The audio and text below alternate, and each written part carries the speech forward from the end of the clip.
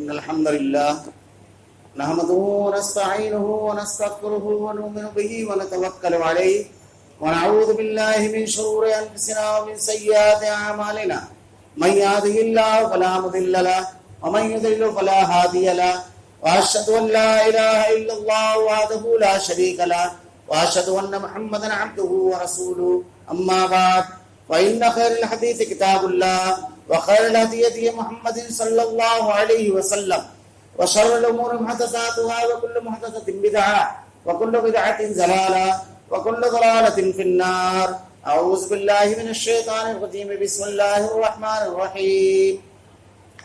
قاف والقرآن المجيد بل عجبوا أن جاءهم منذر منهم فقال الكافرون هذا شيء عجيب أإذا متنا وكنا ترابا ذلك رجل بعيد أفعلمنا ما تنقص الأرض منهم وعندنا كتاب حفيظ بل كذبوا بالحق لما جاءهم فهم في أمر مريض أفلم ينظروا إلى السماء فوقهم كيف بنيناها وزيناها وما لها من فروج والأرض مددناها وألقينا فيها رواسي وأنبتنا فيها من كل زوج بهيج تبصرة وذكرى لكل عبد منيب ونزلنا من السماء ماء مباركا فأنبتنا به جنات وحب الحصيد والنخل باسقات لها طلع نضيد رزقا للعباد وأحيينا به بلدة ميتا كذلك الخروج كذبت قبلهم قوم نوح وأصحاب الرس وثمود وعاد وفرعون وإخوان لوط وأصحاب الأيكة وقوم تبع كل كذب الرسل فحق وعيد أفعينا بالخلق الأول بل هم في لبس من خلق جديد. قال الله تعالى في القرآن المجيد والفرقان الحميد. أعوذ بالله السميع العليم من الشيطان الرجيم. بسم الله الرحمن الرحيم. يا أيها الذين آمنوا لا تقولوا راعنا وقولوا انظرنا واسمعوا وللكافرين عذاب عليم. وقال اتخذوا آبارهم ورهبانهم أربابا من دون الله. تمام تعریفیں اللہ رب العالمین کے لیے جو تمام جہانوں کا یک و تنہا خالق و مالک ہے، اور بے شمار درود و سلام اللہ کے آخری نبی حضرت محمد صلی اللہ علیہ وسلم. معزز حاضرین، اللہ رب العالمین نے قرآن مجید میں مختلف پچھلی قوموں کا تذکرہ بڑی تفصیل کے ساتھ کیا ہے، خاص طور سے اس میں یہود و نصارہ کا. سلف نے لکھا ہے یہود و نصارہ کا جو تذکرہ اتنی تفصیل سے کیا گیا ہے اس لیے کہ یہ وہ قوم تھی جو اللہ کو ماننے والی تھی، نبی کو ماننے والی تھی، کتاب کو ماننے والی تھی. ان لوگوں کو پر اللہ رب العالمین نے کتابیں بھی نازل فرمائی، لیکن اس کے باوجود یہ لوگ صراط مستقیم سے، ہدایت سے اور صحیح راستے سے بھٹک گئے. تو ان کے بھٹکنے کے، گمراہ ہونے کے اسباب و عوامل کیا تھے؟ یہ غرہ کہ ہم اللہ کو ماننے والے ہیں، نبی ہمارے درمیان مبعوث ہوا اور اللہ کی کتاب ہماری ہدایت کے لیے نازل کی گئی، ہم اس کتاب کے ماننے والے ہیں. یہ رہ کر کے آدمی کے اندر یہ غرہ ہو اور اس کے بعد وہ کچھ بھی عمل کرے. یہ لوگ اس سلسلے میں اتنی دور تک گئے کہ ان لوگوں نے بعد میں جو عقیدہ بنا لیا، قرآن نے ان کے عقیدے کو نقل کیا ہے کہ یہ کہتے تھے کہ حق صرف ہمارے پاس، سچے صرف ہم ہیں اور ہمیں جہنم میں نہیں ڈالا جائے گا بلکہ ایک محدود مدت کے لیے جہنم میں جائیں گے، اس کے بعد ہم جنت میں جائیں گے. وقالوا لن تمسنا النار الا ایاما معدودات، پہلے ہی پارے میں اللہ نے بیان فرمایا محدود مدت کے لیے جہنم میں جائیں گے، اس کے بعد سب کے سب جنتی. بعد میں عقائد میں بگاڑ آتے آتے یہاں تک پہنچا کہ یہ بنا لیا گیا کہ حضرت عیسیٰ علیہ السلام 3 روز تک کے مصلوب ہونے کے بعد آپ کو جہنم میں ڈالا گیا، اور جتنے بھی ان کے ماننے والے امتی لوگ ہیں ان لوگوں کا سب کے سب کا عذاب انہوں نے خود اپنے اوپر لے لیا.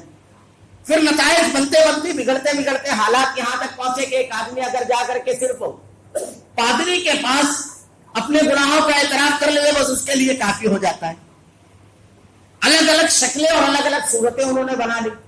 اللہ کے نبی صلی اللہ علیہ وسلم نے ارشاد فرمایا بنی اسرائیل جو ہے ان کا معاملہ اور تمہارا معاملہ ایسا ہوگا کہ ان کے اندر جتنے فرقے بنے ہیں تمہارے اندر بھی بنیں گے، بلکہ تم میں زیادہ ہوگا ایک فرقہ. ان میں 72 فرقے، تمہارے یہاں 73 ہوگا، لیکن صرف ایک فرقہ جنتی ہوگا اور اس فرقے کا کوئی نام اللہ کے نبی صلی اللہ علیہ وسلم نے نہیں بیان کیا. وہی خامی جو اہل کتاب میں تھی کہ اپنے نام کی بنیاد پر ہم اہل کتاب ہیں، ہم جنتی ہیں. ان کی صفت بیان فرمائی وہ لوگ جس پر میں اور میرے صحابہ. اللہ کے نبی صلی اللہ علیہ وسلم کس چیز کے ماننے والے تھے؟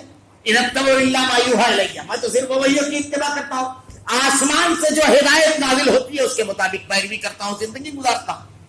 اور صحابہ کرام کا معاملہ یہ تھا کہ اللہ رب العالمین کی نازل کردہ ہدایت اگر ان کے ساتھ سامنے آ جائے، چاہے قرآن کی کوئی آیت چاہے حدیث، تو اپنے قول سے، اپنے فعل سے، اپنے تدبر سے، اپنی عقل سے، اپنی تمام چیزوں سے دستبردار ہو جاتے ہیں اور اس کے اوپر عمل کرتے ہیں. یہ وتیرہ یہ عمل جس کا رہے گا وہی کامیاب ہوگا. اللہ کے نبی صلی اللہ علیہ وسلم نے ارشاد فرمایا تمہارا اور یہود کا معاملہ اس طرح اہل کتاب کا ہوگا، یہود کا، کہ تم بالکل ان کی برابری کرو گے قدم با قدم. جیسے بالکل مساوی ہوتا ہے قدم دوسرے قدم کے، بالکل ویسے ہی ہوتا ہے. حتیٰ کہ ان میں سے کوئی اگر گوہ کے بل میں گھسا ہوگا تو تم بھی وہ کرو گے، اور اگر اس نے کسی نے اپنی ماں کے ساتھ غلط حرکت کی ہوگی تو وہ بھی ہوگا. یعنی جن جرائم اور گناہوں کو انہوں نے کیا ہے، یہ جو غلطیاں ان کے اندر ہے وہ بڑی تفصیل کے ساتھ آپ کے اندر مختلف طبقات میں پائی جائے گی. اللہ کے رسول صلی اللہ علیہ وسلم نے وضاحت فرما دی، اللہ نے قرآن میں بیان فرمایا اور ان کی خامیوں کو وضاحت کے ساتھ بیان فرمایا کہ انہی بنیاد پر، انہی اسباب پر وہ گمراہ ہوئے. اللہ کے بارے میں انہوں نے غلط عقائد بنائے، اللہ کے ساتھ شریک کر لیا بندوں کو. عقیدے میں یہ خرابی بھی. عبادات کا معاملہ یہ تھا کہ انہوں نے عبادات میں اتنی تبدیلی کی کہ جو احکامات اللہ کے نازل کرتا تھا اس کو بالکل بدل دیا، تبدیل کر دیا.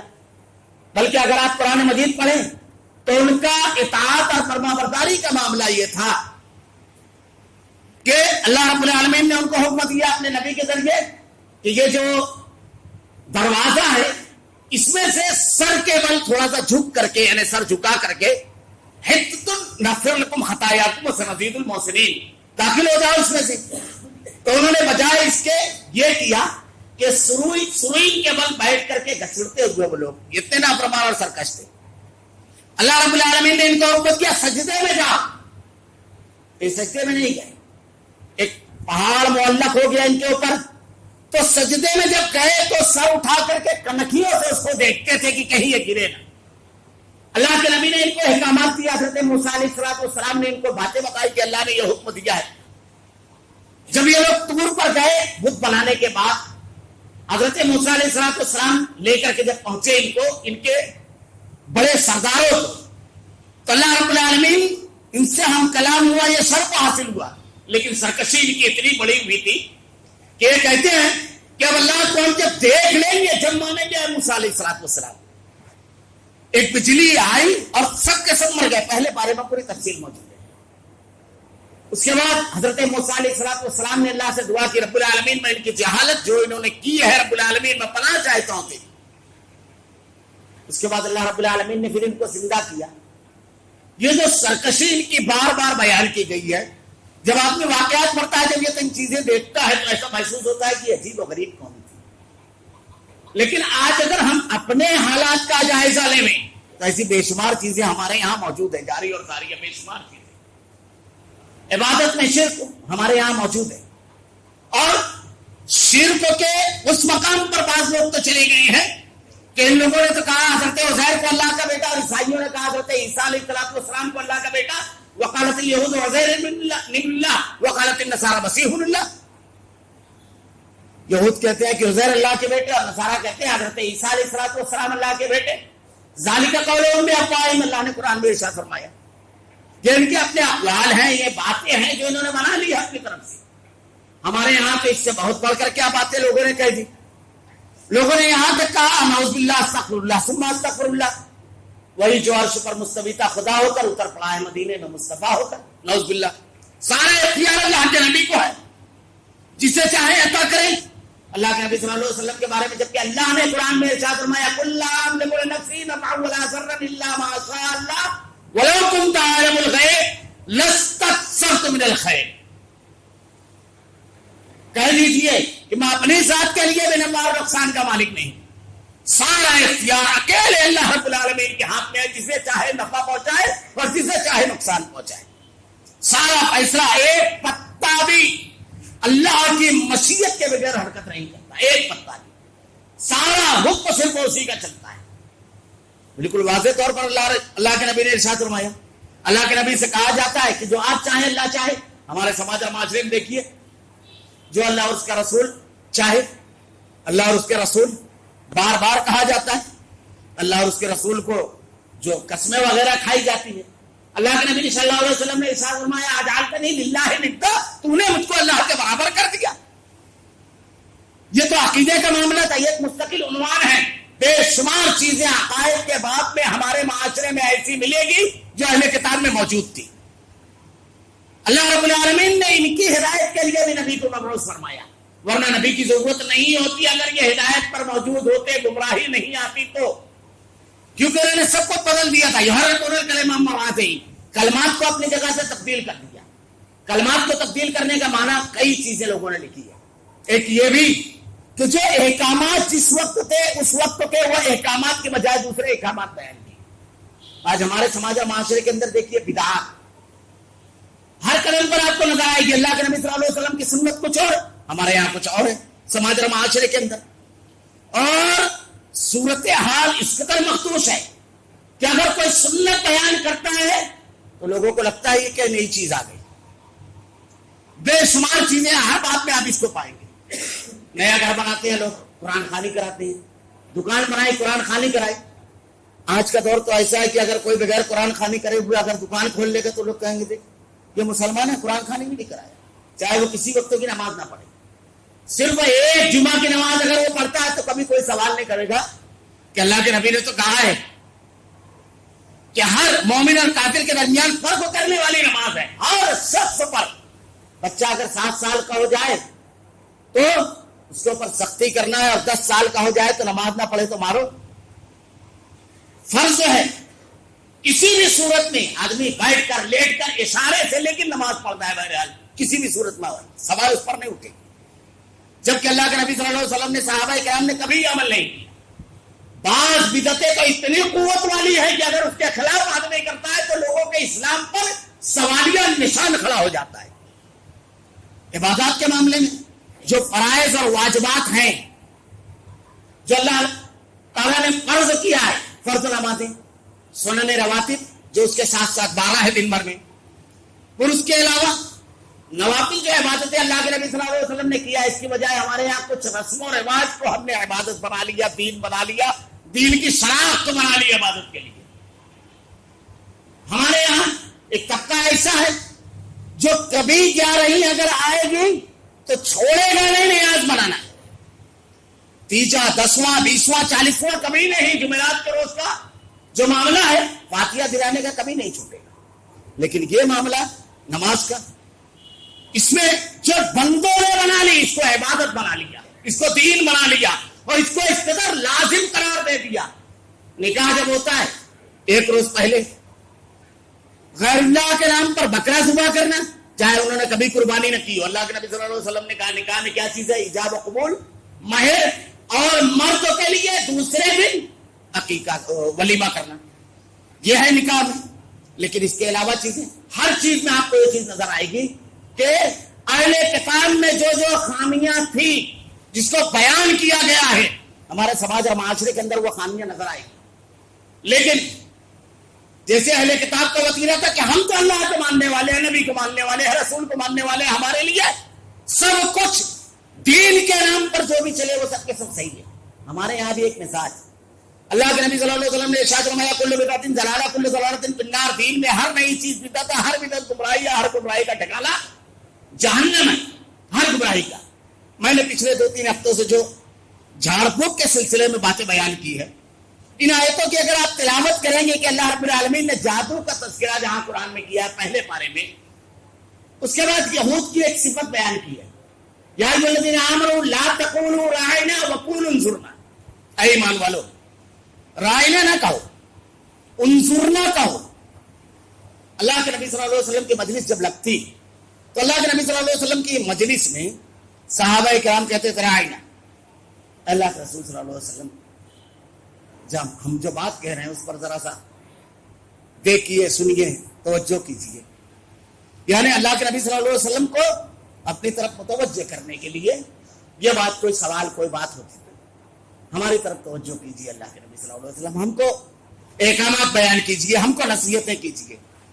یہود جب آپ کی مجلس میں آتے تو اسی جملے کو وہ اس طرح ادا کرتے تھے، رائنا نہیں رائنا، ایسے بیان کرتے تھے۔ اس کا مطلب یہ ہوتا ہے اے ہمارے چرواہے۔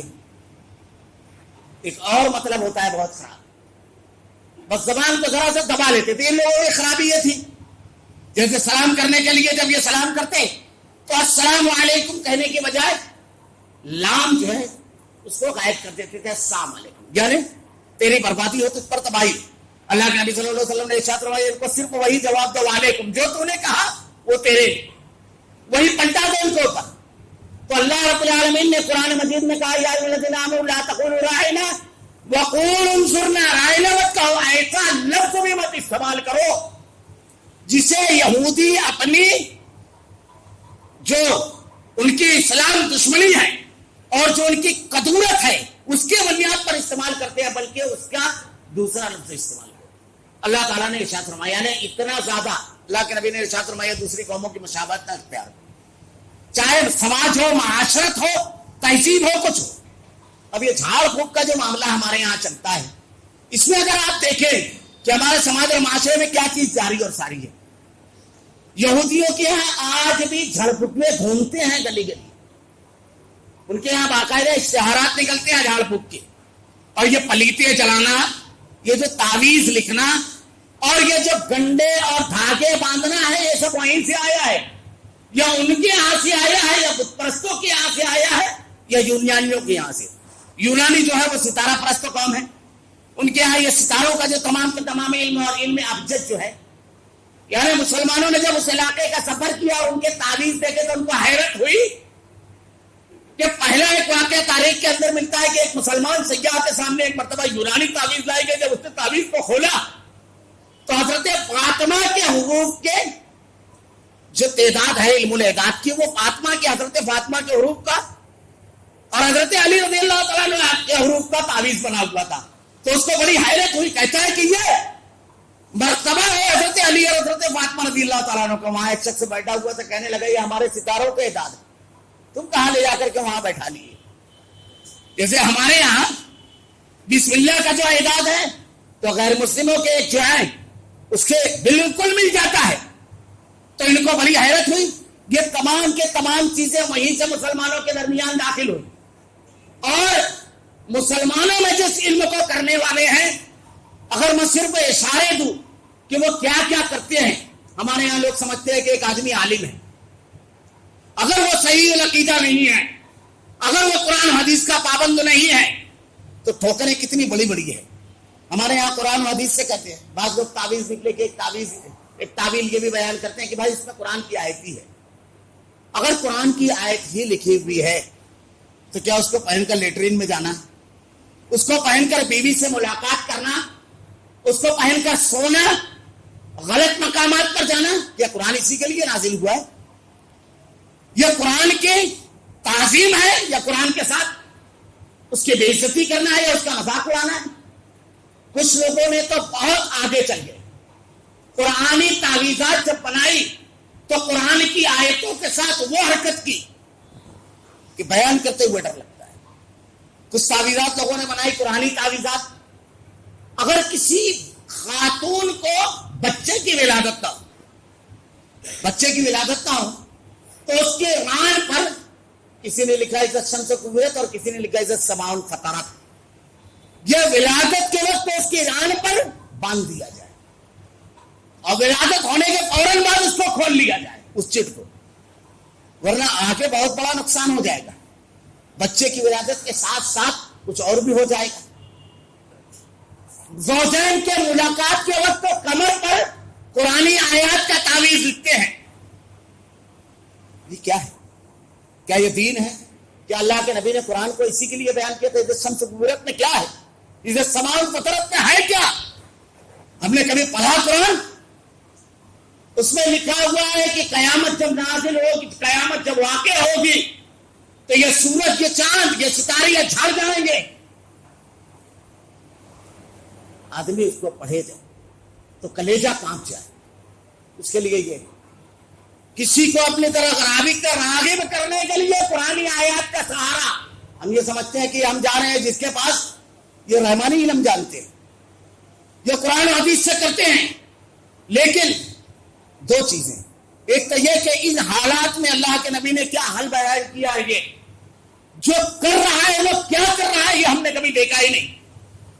कहीं ऐसा नहीं है कि हम, कहीं ऐसा तो नहीं है कि कुरान की मजाक उड़ाने वाले, कुरान की आयतों की तस्दीक और बेइज्जती करने वाले बन गए और अल्लाह के गजब का सबब बन जाए। ये मामूली चीजें नहीं है। अगर कुरान की आयत पटाखों में निकल जाए तो पूरी कौम का ईमान पुरजोश हो जाता है। होना भी चाहिए अल्लाह के कलाम से, अगर कोई खिलवाड़ करे ये नाकाबिले बर्दाश्त बात है।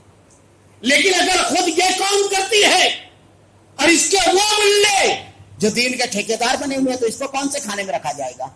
अगर वहां कहा जाए तो इतना ऊंचा मकाम और मर्तबा उनको नहीं समझता है क्या? कुरान की आयत और अहादीस पर यह मामला है, ये मामूली चीजें नहीं है।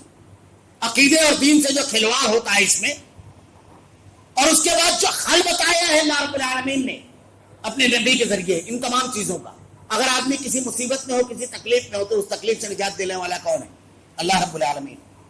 हजरत अय्यूब अलैहिस्सलाम 18 साल बीमार रहे, कुरान ने इतनी बड़ी दुआ बताई है, रब्बी अन्नी मस्सनी यज़्ज़ुर्रु व अंता अर्हमुर राहिमीन। इससे मांगा कि अल्लाह का कलाम है, नबियों का तरीका। अल्लाह के नबी सल्लल्लाहु अलैहि वसल्लम इंतहाई अज़ियत में मुब्तला है, इंतहाई तकलीफ में, इंतहाई शदीद दर्द आपके सर में। अल्लाह के नबी सल्लल्लाहु अलैहि वसल्लम हजरत आयशा कहती है कि मौइज़तन पढ़ करके मैं अल्लाह के नबी सल्लल्लाहु अलैहि वसल्लम के दस्त मुबारक पर हाथ पर फूंकती और आपके हाथ को आपके चेहरे अनवर पर फूंकती। अल्लाह के नबी ने जो दुआएं बताई है, सुबह शाम के जो अज़कार बताए हैं, इसका एहतमाम करना चाहिए। लेकिन ये एक साजिश है। एक साजिश तो ये कि हमसे वो काम कराए जाते हैं जो शरीयत, किताब, सुन्नत, कुरान और हदीस में है। दूसरी बात, हमारे घरों से दुआओं का एहतमाम खत्म हो गया। हमारे बच्चों को अब हमने तावीज़ लटका दिया, दुआ याद कराने की हमने कोई जरूरत नहीं महसूस की।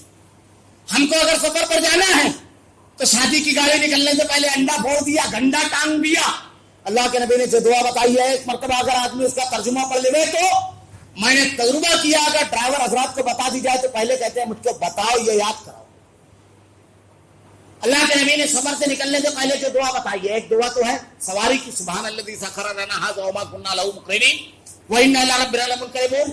और दूसरी, अल्लाहुम्मा इन्ना नसअलुका फी सफरिना हाज़ल बिर्र व तक़वा। शुरू करता है या बंदा, अल्लाह मैं तुझसे इस सफर में नेकी और तकवे का सवाल करता हूं कि नेकी करो और तकवा इख्तियार करो। फिर आगे दुआ पढ़ते जाइए कि अल्लाह बुरे मंजर से, बुरे अपने अहले अयाल में लौटने से तेरी पनाह चाहता हूं रब्बुल आलमीन। हमारे यहाँ घर की हिफाजत के लिए तरीका क्या है? किसी झड़फुकुए को बुलाया जाता है, बंदिश करेगा। तो क्या बंदिश करेगा? अल्लाह के नबी सल्लल्लाहु अलैहि वसल्लम ने बयान फरमाया है, घर की हिफाजत के लिए बिस्मिल्लाह तवक्कलतु अलल्लाह पढ़ गया, घर में सूरह बकरा की तिलावत कीजिए, नमाज पढ़िए, नवाफिल की कसरत कीजिए, सुबह शाम के अज़कार पढ़िए, अल्लाह रब्बुल आलमीन हर चीज से महफूज रखेगा। लेकिन इसको हमने छोड़ दिया। ये तमाम चीजें, ये मामूली चीजें नहीं है। दीन से दूर करना, शिर्क में मुब्तला करना, कुफ्रियात करना, अल्लाह के कलाम का मजाक उड़ाना, और फिर इसकी बुनियाद पर घरेलू मामला जो बड़े हैं, बिगड़े हैं।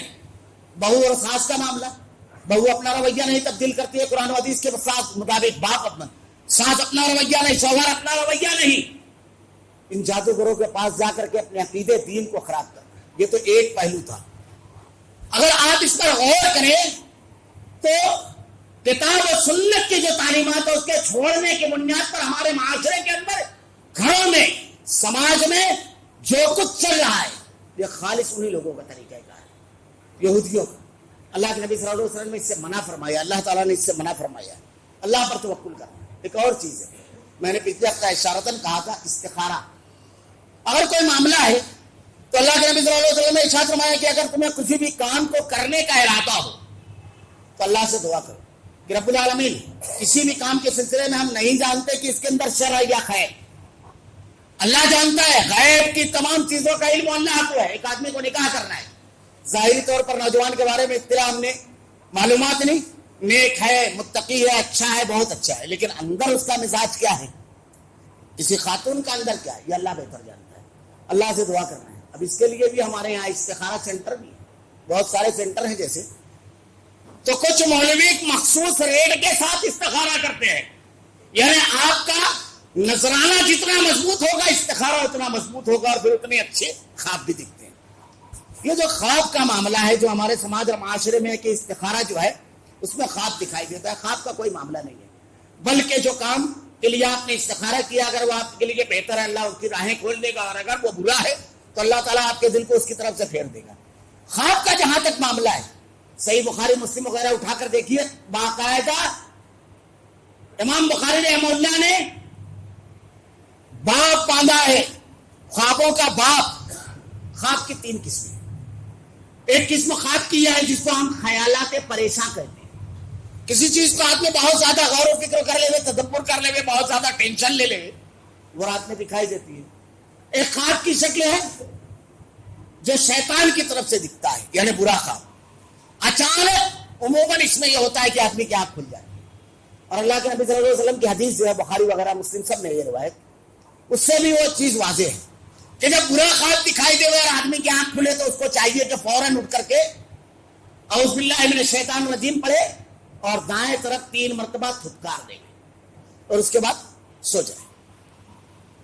یہ خواب شیطان کی طرف سے ہوتا ہے, اس کو بیان نہیں کرنا چاہیے, اور اللہ سے دعا کرنا چاہیے کہ اس کے شر سے میری حفاظت فرما. اور کچھ خواب ہوتے ہیں جو اللہ کی طرف سے ہوتے ہیں, جو آدمی کو دکھائی دیتے ہیں. اگر ایسا کوئی خواب بہترین خواب دکھائی دے تو اس خواب کو پہلی چیز تو یہ کہ سب سے بیان نہیں کرنا چاہیے.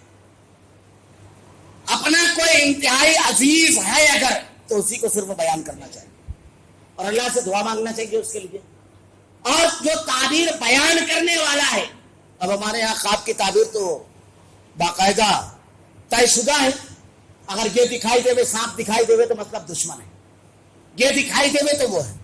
خواب کی تعبیر اللہ رب العالمین کا خصوصی کرم جن لوگوں کو اوپر ان کے اوپر اللہ تعالیٰ ان کو یہ علم دیتا ہے, جیسے حضرت یعقوب اور حضرت یوسف علیہ السلام, اللہ کے نبی صلی اللہ علیہ وسلم حضرت ابراہیم علیہ السلام, انبیاء کرام, اللہ نے ان کے خوابوں کا تذکرہ کیا. حضرت ابراہیم علیہ السلام نے خواب دیکھا اپنے بیٹے کو ذبح کر رہے ہیں. اللہ کے نبی صلی اللہ علیہ وسلم لقد صدق اللہ رسولہ الرؤیا بالحق لتدخلن المسجد الحرام, خواب دیکھا آپ نے. حضرت یوسف علیہ السلام کے خواب کا تذکرہ کیا ہے. سچے خواب جو ہیں اللہ کے نبی صلی اللہ علیہ وسلم نے ارشاد فرمایا نبوت کا 46واں حصہ ہے. اللہ کے رسول صلی اللہ علیہ وسلم کے بہت سارے خواب قرآن و حدیث میں احادیث میں بیان کیے گئے. اللہ کے رسول صلی اللہ علیہ وسلم نے خود خواب دیکھا, صحابہ کرام نے خواب دیکھا. اللہ کے نبی صلی اللہ علیہ وسلم ارشاد فرماتے ہیں کہ میں نے خواب دیکھا کہ ایک ڈول ہے, میں نے پہلے اس سے پانی کھینچا, اس کے بعد حضرت ابوبکر صدیق رضی اللہ تعالیٰ کھڑے ہوئے, آپ نے 2 ڈول یا 1 ڈول کھینچا, لیکن اللہ ان کے اوپر رحم فرمائے, ان کے کھینچنے میں کمزوری تھی. اس کے بعد حضرت عمر رضی اللہ تعالیٰ نے کھڑے ہوئے اور آپ نے اتنا کھینچا ایک کوہنا مشق اور طاقتور آدمی کی طرح کہ سارے لوگ سیراب ہو گئے, اونٹ سیراب ہو گئے اور حوض لبالب بھر گئے. اللہ کے نبی صلی اللہ علیہ وسلم سے پوچھا گیا اس کی تعبیر کیا ہے, آپ نے ارشاد فرمایا اس کی تعبیر دین ہے, دین اس کی تعبیر. اللہ کے نبی صلی اللہ علیہ وسلم نے ارشاد فرمایا میں نے خواب دیکھا کہ کچھ لوگوں کے کپڑے جو ہے قمیص سینے تک ہے, کچھ کے پیٹ تک ہے, اور کچھ کے اس کے لمبے, لیکن حضرت عمر رضی اللہ تعالیٰ عنہ کی قمیص کو دیکھا تو اتنی لمبی تھی کہ زمین پر لتھڑ رہی تھی. اللہ کے نبی سے اس کی تعبیر پوچھی گئی تو آپ نے ارشاد فرمایا اس سے علم مراد ہے. حضرت عمر رضی اللہ تعالیٰ عنہ کا علم. حضرت ام عالیہ کا واقعہ ہے کہ حضرت عثمان بن مسعود رضی اللہ تعالیٰ عنہ, ہمارے یہاں خواب کی بنیاد پر فیصلہ بھی کر دیتے ہیں لوگ, اور خاص طور سے اگر کوئی مر گیا تو خواب میں باقاعدہ نظر آتے ہیں اور پھر اس پر فیصلہ بھی کرتے ہیں. صحیح بخاری میں کیا ہے سنیں.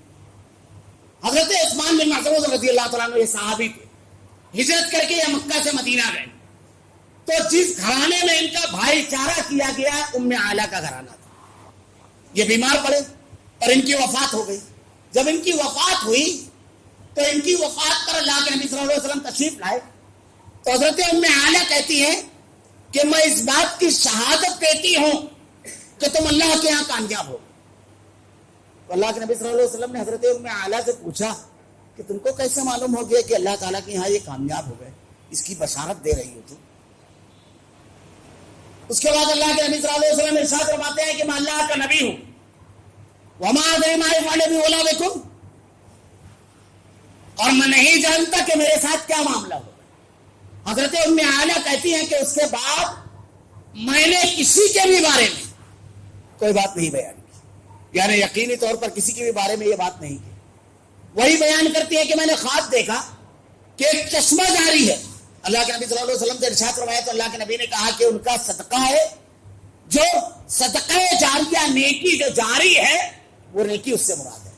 اللہ کے رسول صلی اللہ علیہ وسلم کی جو خواب ملتے ہیں، ایک مرتبہ مجلس بیٹھی، حضرت ابوبکر صدیق رضی اللہ تعالیٰ عنہ اور صحابہ کرام تھے، ایک صحابی نے اٹھ کر کے کہا کہ میں نے خواب دیکھا ہے، میں نے خواب دیکھا کہ بادل کا ایک ٹکڑا ہے جس سے شہد اور دودھ ٹپک رہا ہے، اور ایک رسی ہے، اور اس رسی کو پہلے ایک شخص نے پکڑا اور پکڑ کر کے اوپر جانا شروع کر دیا، وہ چلا گیا، پھر دوسرے نے پکڑا، پھر تیسرے نے، پھر چوتھے نے، وہ رسی ٹوٹ گئی، پھر اس کو جوڑا گیا، پھر اس کے بعد بقیہ، پھر اس کو جوڑ دیا۔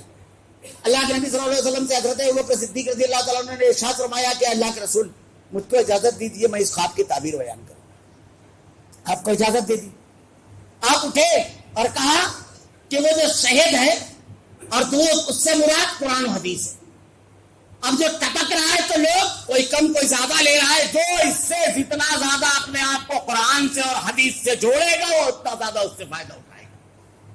اور وہ رسی جو ہے تو اللہ کے نبی کے بعد جس کے اللہ کے نبی کے بعد جو تمہیں امیر ہوگا وہ چل جائے گا، پھر دوسرا، پھر تیسرا، پھر اس کے بعد کچھ کمزوری آ جائے گی۔ جب یہ پورا خواب، کیونکہ چوتھے پہ جو ہے رسی ٹوٹنے کا واقعہ ہے، پھر اس کو جوڑ دیا گیا۔ جب یہ خواب کی تعبیر پوری بیان کر چکے تو اللہ کے نبی صلی اللہ علیہ وسلم سے ارشاد فرمایا کہ اللہ کے رسول کیا میں نے صحیح تعبیر بیان کی؟ اللہ کے نبی صلی اللہ علیہ وسلم نے ارشاد فرمایا کہ تم نے کچھ حصہ صحیح بیان کیا اور کچھ حصے میں چوک گئے۔ تو کہا اے اللہ کے نبی، اللہ کی قسم مجھ کو میری غلطی بتا دیجیے۔ اللہ کے نبی صلی اللہ علیہ وسلم نے کہا تو مجھ کو قسم نہ دو، آپ نے خاموشی اختیار کی۔ ایسے بہت سارے خواب جو قرآن و حدیث کے اندر جو بیان کیے گئے اور قرآن کے اندر بھی جو بیان کیا گیا ہے، خوابوں کی تعبیر یہ ایک فن ہے جو اللہ رب العالمین خاص لوگوں کو دیتا ہے۔ کیوں؟ اس لیے کہ یہ ایسی کیفیت میں ہونے والا عمل ہے جس پر شریعت ثابت ہے۔ اللہ کے نبی نے کہا 3 لوگ مرفوع قلم ہے، سویا ہوا جب تک جاگ نہ جائے، نابالغ بچہ جب تک بالغ نہ ہو جائے، اور پاگل جب تک ہوش میں نہ آ جائے، تو سوئی ہوئی کیفیت میں دیکھا ہوا۔ اب اس کی بنیاد پر دین کو نافذ کرنا، کسی کے بارے میں کوئی فیصلہ دینا، ہمارے یہاں مرنے کے بعد لوگ جنت میں دیکھ لیتے ہیں، بشارتیں دیتے ہیں، اس کی معمولی چیز نہیں ہے۔ صحابیہ کہتی ہیں کہ اللہ کی قسم میں کسی کے بارے میں کچھ نہیں کہوں گی۔ کبھی کبھی ارغمال بھی کرتے ہیں، اور ہمارے یہاں تو ایک فیشن ہو گیا ہے، ایسا ہو گیا ہے کہ اگر کچھ لوگ کبھی کچھ داڑھی لمبی کر لیتے ہیں، کرتا پہن لیتے ہیں، ٹوپی پہن لیتے ہیں، دین کے کام میں لگ جاتے ہیں، تو 7ویں 8ویں دن اللہ کے نبی خواب میں دکھائی دے دیتے۔ اب اسی کی بنیاد پر لوگوں کو مرعوب کرنا، اب جب ان سے سوال کیا جاتا ہے، پہلے ایک حدیث سمجھ لیجیے کہ اللہ کے نبی نے ارشاد فرمایا شیطان کسی کی بھی شکل بنا سکتا ہے لیکن اللہ کے نبی کی شکل نہیں بنا سکتا۔ جس نے مجھ کو دیکھا اس نے مجھ کو دیکھا۔ یقینی طور پر کون کہہ سکتا ہے کہ اللہ کے رسول ہیں؟ یہ تو صحابہ کہہ سکتے ہیں۔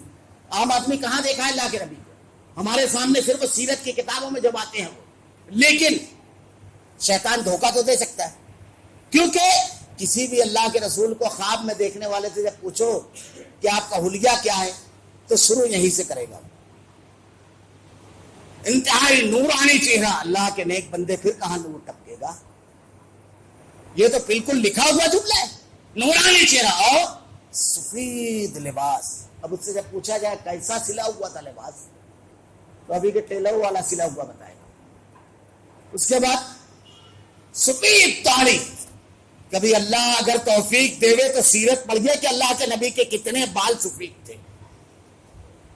18-17 بال لوگوں نے لکھے ہیں جی اللہ کے نبی صلی اللہ علیہ وسلم کے صرف سفید تھے، یہ تعداد لکھی ہے۔ یہ پوری سفید داڑھی دیکھ لیا، اور اب ہر کسی پر اپنی تقویٰ اور پرہیزگاری کا سکہ لگا رہے ہیں کہ میں تو نہ ہوں۔ بعض لوگ آگے جاتے ہیں، صحابہ کرام کے ساتھ دیکھ رہے ہیں، حضرت ابوبکر، حضرت عمر، حضرت عثمان، یہ معمولی چیزیں نہیں ہیں۔ بعض لوگوں کی عادت ہوتی ہے یہ تو دینیات میں ہوا، دنیا میں خواب بیان کرتے ہیں، ارے وہ اللہ کی وفات ہوئی، تمہارے والد کی، وہ اندھیرے میں تھے، وہ اجالے میں تھے، وہ اس پر اللہ اکبر۔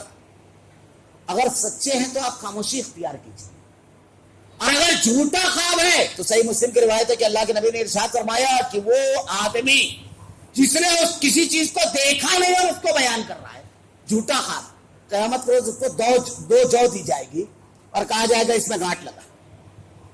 کیا 2 جو میں آدمی گانٹ لگا سکے گا؟ وہ ہرگز نہیں کر سکے گا۔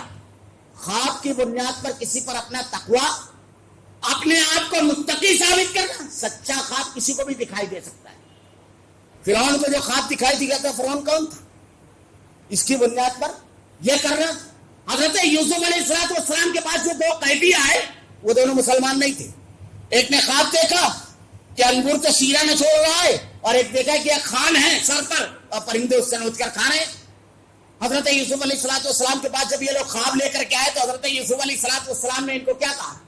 یا صاحب ارباب متفرقون خیر من اللہ الواحد القہار ما تعبدون من دونہ الا اسماء سمیتموها انتم وآباؤکم ما انزل اللہ بہا من سلطان۔ اے میرے ساتھیو، یہ جو تم نے معبود بنا لیے ہیں یہ صرف نام ہے جو تمہارے باپ دادا نے رکھے ہیں۔ ایک واحد قہار، یہ بے شمار معبود، یہ ایک طاقتور رب، توحید کی دعوت دی، پھر اس کے بعد تعبیر بیان کی۔ تو خواب کی بنیاد پر آدمی اپنے آپ کو تقوی پرہیزگاری کی طرف، کبھی کبھی اسی بنیاد پر شیطان آدمی کے عقیدے اور دین کو سے دور کر دیتا ہے۔ اسی لیے ہر معاملے میں کتاب و سنت سے آدمی کا لگا رہنا، قرآن و حدیث سے لگا رہنا بہت ضروری ہوتا ہے، بہت ضروری ہوتا ہے۔ نہ جانے خواب کون سا ہے، کس قسم کا ہے، لیکن اسی کی بنیاد پر اپنے عمل کو، اپنے آپ کو روک دینا اور اپنے آپ کو بہت دیندار قرار دینا، اور اسی کی بنیاد پر جنت اور جہنم کے فیصلے کرنا۔ اب اس میں اتنی بے اعتدالی ہوئی کہ اکثر علماء بزرگوں کی وفات کے بعد خواب دیکھا تو سوال کرتے ہیں، بھائی خواب میں تمہارے ساتھ کیا معاملہ ہوا؟ تو کہا میرے ساتھ جنت کا معاملہ ہوا۔ کہا کیوں؟ کہا اس عمل کی وجہ سے، اس عمل کی وجہ سے، اس عمل کی وجہ سے۔ اللہ کے نبی ارشاد ہمارے کسی کو نہیں، صحابہ کرام کے واقعات پڑھیے۔ حضرت ابو ہریرہ رضی اللہ تعالیٰ عنہ آخر وقت میں رو رہے ہیں، کسی نے پوچھا تو کہتے ہیں کہ سفر بڑا طویل ہے اور بہت مشکل منزل ہے، بہت مشکل ہے، سامان سفر بہت تھوڑا ہے۔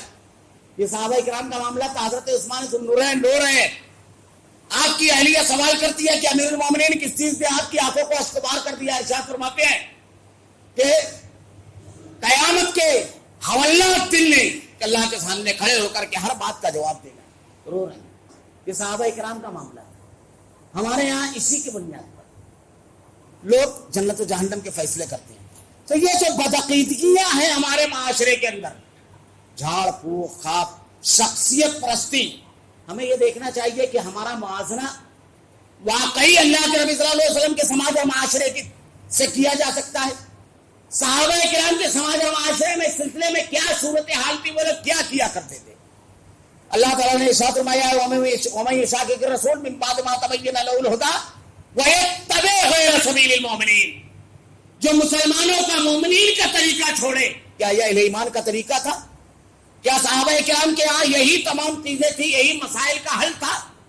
اللہ کے نبی صلی اللہ علیہ وسلم نے اس کے لیے جو مسائل کا حل بیان کیا ہے وہ قرآن و حدیث میں موجود ہے وضاحت کے ساتھ۔ جادو آپ کے اوپر کیا گیا، اگر ہمارے معاشرے میں کسی پر ہوتا ہے، اللہ کے نبی صلی اللہ علیہ وسلم نے پریکٹیکل کر کے بتا دیا، عمل کر کے بتا دیا۔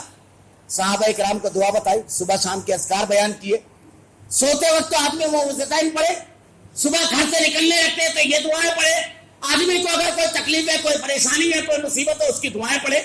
کاروبار اگر تباہ ہو گیا، مقروض ہو گیا، اللہ کے نبی نے حضرت علی رضی اللہ تعالیٰ عنہ سے کہا اس دعا کو پڑھو، اگر پہاڑ کے برابر تمہارے اوپر قرض ہوگا، اللہم اکفنی بحلالک عن حرامک واغننی بفضلک عمن سواک، اللہ اتار دے گا۔ بڑی سے بڑی مصیبت ہے، اللہ کے نبی صلی اللہ علیہ وسلم نے کہا انا للہ و انا الیہ راجعون، اللہم اجرنی فی مصیبتی واخلف لی خیرا منہا۔ شدید ترین تکلیف پہنچ رہی ہے، شدید ترین تکلیف ہے، ہاتھ رکھیے سیدھا، 3 مرتبہ بسم اللہ، 7 مرتبہ اعوذ بعزت اللہ و قدرتہ من شر ما اجد و حاضر۔ ہر چیز کی دعا بتائی اللہ کے نبی صلی اللہ علیہ وسلم نے۔ اللہم رحمتک ارجو فلا تکلنی الی نفسی طرفۃ العین واصلح لی شأنی کلہ لا الہ الا انت۔ آدمی یہ دعا پڑھ لے، آدمی اپنے آپ کو اللہ کے حوالے کر لیتا ہے۔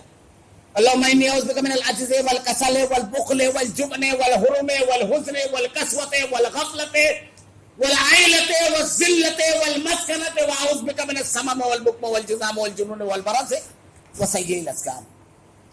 تمام چیزوں سے، عاجزی سے، بخل سے، تنگ دستی سے، سستی سے، جنون سے، سب سے آدمی پناہ مانگتا ہے. دشمن کا ہم کو بہت زیادہ ڈر ہے، خوف ہے، جھڑ بکوے کے پاس مت جاؤ. اللہم انی اعوذ بک من جہد البلاء ودرک الشقاء وسوء القضاء وشماتۃ الاعداء. اللہ میں تیری پناہ چاہتا ہوں دشمنوں کے ہنسنے سے اور برے فیصلے سے. اللہ رب العالمین سے آدمی دعا مانگے، دعاؤں کا اہتمام کرے، اور پھر ایسے کام اور اعمال نہ کرے کہ جس کی بنیاد پر ایسے حالات بنے. اللہ کے نبی نے ارشاد فرمایا اللہ رب العالمین کو آدمی راضی رکھتا ہے. بندے اگر ناراض ہوں اللہ بندوں کو راضی کر دیتا ہے. اگر اللہ کو ناراض کرتا ہے، بندے راضی ہو تو بندوں کو ناراض کر دیتا ہے. اپنے عمل کا محاسبہ کرے. اللہ کے نبی صلی اللہ علیہ وسلم نے ہر چیز کی دعا بتائی ہے. آپ کو نیند نہیں آ رہی، آپ کو کوئی تکلیف ہے، آپ کو کوئی پریشانی ہے، ہر چیز اللہ سے رجوع کرے. تکلیف سے نجات دینے والا وہی ہے جس نے حضرت یونس علیہ السلام کو مچھلی کے پیٹ سے نکالا. وہی ہے جس نے ایوب کو بیماری سے شفا دی. وہی ہے جس نے دونوں طرف راستے بنتے حضرت موسیٰ علیہ السلام کی پوری قوم کے لیے راستہ کھولا. بغیر کسی کاروبار کے، بغیر کسی تجارت کے، بغیر کھیتی باڑی کے پوری قوم کو مند سلوا اتارا، خوراک دی. وہ اللہ آدمی اللہ کی عظمت دل میں ایک مرتبہ بٹھائے تو، اللہ کے اختیار کو دیکھے تو یہ جھڑ بکوا آپ کے دل سے وہ نکالتا ہے کہ وہ کتنے عظیم خزانوں کا رب ہے. وہ حالات کو کیسے بدلنے کا اختیار رکھتا ہے. وہ رب العالمین اپنے آپ کو اللہ کی طرف رجوع کرے. یہ معمولی چیزیں نہیں ہیں. اللہ رب العالمین کی جو مدد نہیں آتی ہے، جو حالات پریشان ہوتے ہیں، اس کے اسباب میں سے ایک بڑا سبب یہ ہوتا ہے کہ آدمی اللہ کی آیتیں اور نبی کے طریقے سے روگردانی کرتا ہے، خلاف ورزی کرتا ہے. اور اللہ رب العالمین احکامات سے خلاف ورزی کرنے والوں کے ساتھ اللہ رب العالمین کا معاملہ انعام کا نہیں ہوتا ہے، بلکہ اللہ تعالیٰ نے کہا کل سیروا فی الارض ثم انظروا کیف کان عاقبۃ المکذبین کیف کان عاقبۃ المجرمین. زمین میں گھوم پھر کر دیکھو اللہ نے نافرمانوں کا کیا انجام کیا ہے. یہ اللہ تعالیٰ نے تاریخ میں مسلسل سبق رکھا ہے کہ عمل جیسا رہے گا قوموں کا اسی کے مطابق انجام ہوگا. اللہ رب العالمین سے دعا ہے کہ رب العالمین الہ العالمین ہمیں ہر عمل کو تیری نازل کردہ کتاب اور تیرے نبی کے سنت کے مطابق کرنے کی توفیق دے. الہ العالمین ہمارے تمام معاملات کو رب العالمین تیری نازل کردہ شریعت کے مطابق کر دے. رب العالمین ہدایت اور صراط مستقیم پر جمنے کی توفیق دے. مشکل حالات، نامسائل حالات، رب العالمین ان تمام حالات میں ثابت قدمی دے. رب العالمین الہ العالمین تیرے کلام کی آیتیں اور تیرے نبی کی احادیث کو ہمارا کردار و عمل بنا دے. رب العالمین ہم تیرے بڑے کمزور بندے ہیں. اللہ ہم میں اور گناہوں میں دوری پیدا فرما. رب العالمین شیطان کے وسوسوں سے اور اس کے بہکاوے سے ہماری حفاظت فرما. رب العالمین الہ العالمین ہمارا خاتمہ ایمان پر فرما. ربنا لا تزغ قلوبنا بعد إذ هديتنا وهب لنا من لدنك رحمة إنك أنت الوهاب.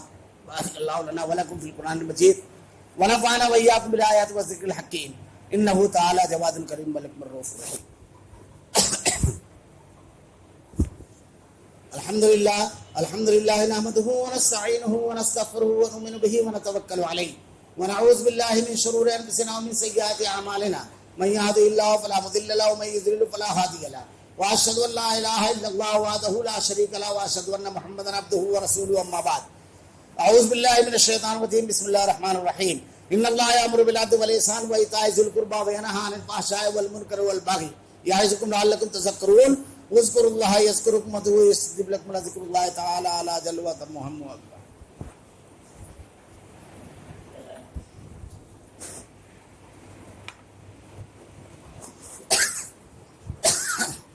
الله أكبر الله أكبر أشهد أن لا إله إلا الله أشهد أن محمدا رسول الله. حي على الصلاة حي على الفلاح قد قامت الصلاة قد قامت الصلاة. الله أكبر الله أكبر لا إله إلا الله.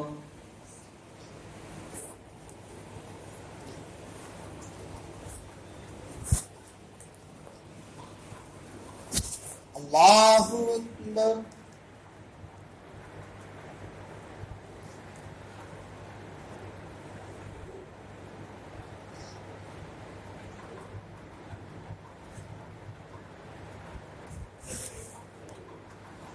الحمد لله رب العالمين الرحمن الرحيم مالك يوم الدين إياك نعبد وإياك نستعين اهدنا الصراط المستقيم صراط الذين أنعمت عليهم غير المغضوب عليهم ولا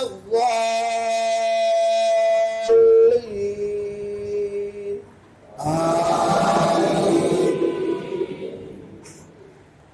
سبح اسم ربك الأعلى الذي خلق فسوى والذي قدر فهدى والذي أخرج المرعى فجعله غثاء أهوى سنقرئك فلا تنسى إلا ما شاء الله إنه يعلم الجهر وما يخفى ونيسرك لليسرى فذكر إن نفعت الذكرى سيذكر من يخشى ويتجنبها الأشقى الذي يصلى النار الكبرى ثم لا يموت فيها ولا يحيا قد أفلح من تزكى وذكر اسم ربه فصلى بل توثرون الحياة الدنيا والآخرة خير وأبقى إن هذا لفي الصحف الأولى صحف إبراهيم وموسى.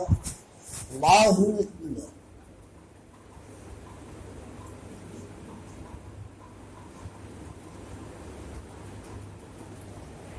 سمع الله لمن حمده. الله أكبر.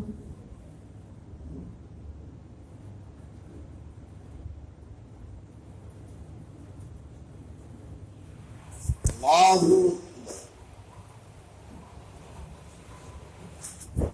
الله أكبر.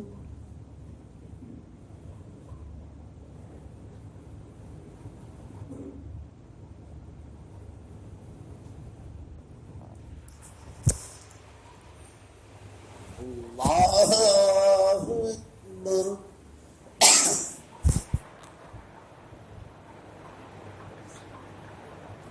الحمد لله رب العالمين الرحمن الرحيم مالك يوم الدين إياك نعبد وإياك نستعين اهدنا الصراط المستقيم صراط الذين أنعمت عليهم غير المغضوب عليهم ولا الضالين آمين.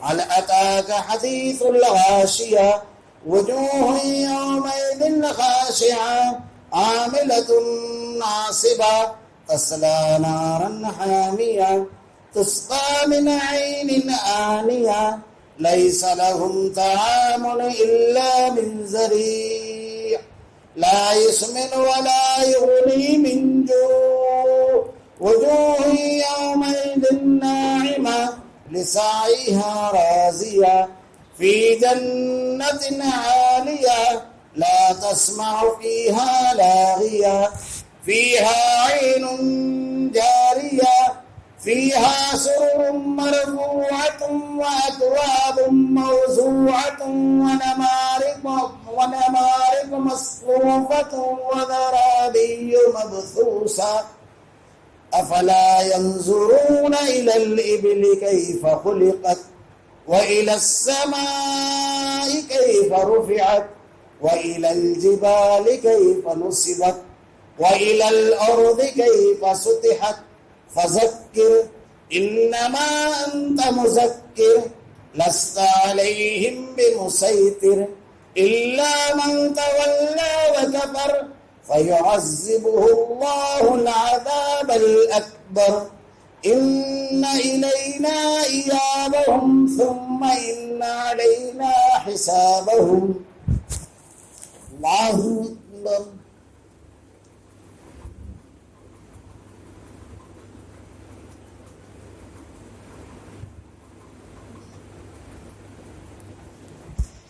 سمع الله لمن حمده الله أكبر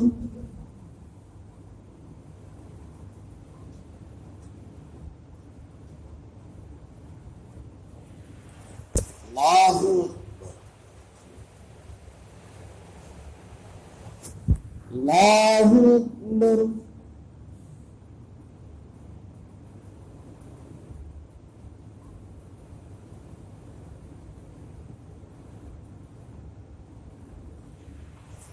الله أكبر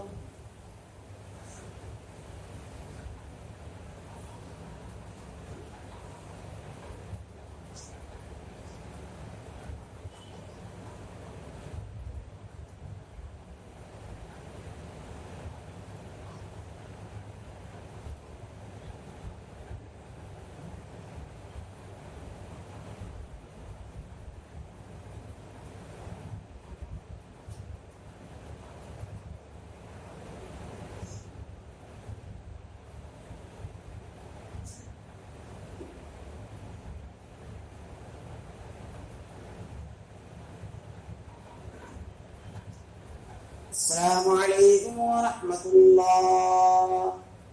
السلام عليكم ورحمة الله.